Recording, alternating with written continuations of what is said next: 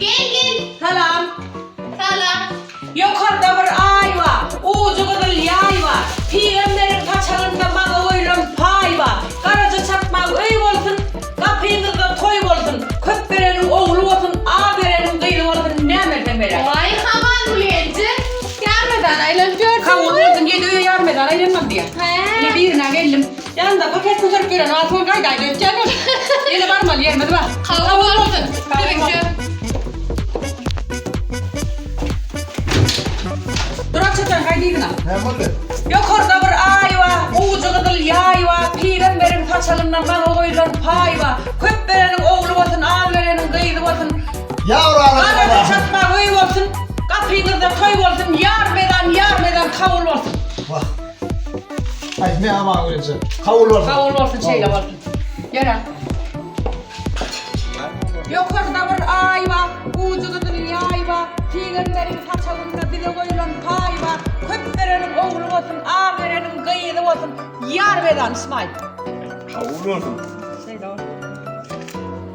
Kavul olsun. Bak bırak gitti. İki yere var gene 5 yere var valla. İşte verin işini devam et. Böyle mi? Evet hak bırak. Şuraya bakayım. Açan oklarda.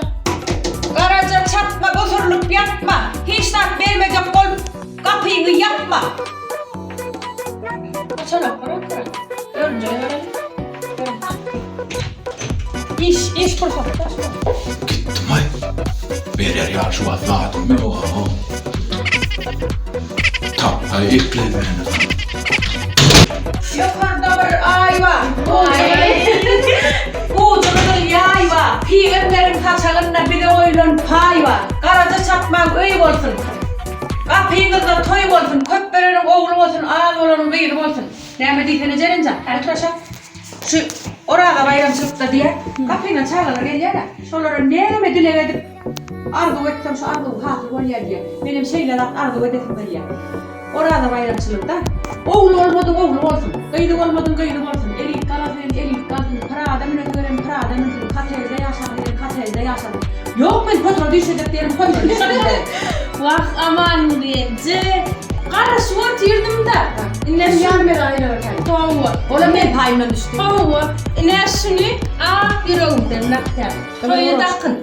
Bak Murat kadın broşka. Brilyant broşko. Brilyant. Oğlu olsun ip bile. Aman uyandı. Gördün mü? Oğlum olsun. Böyle tamam. Ova.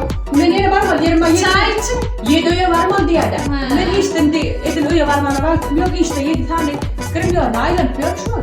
Tutmaçılık edilen defter desturlup kurnene attı. Kuryana attı. Kavurgun da. Yani işte kavurgun.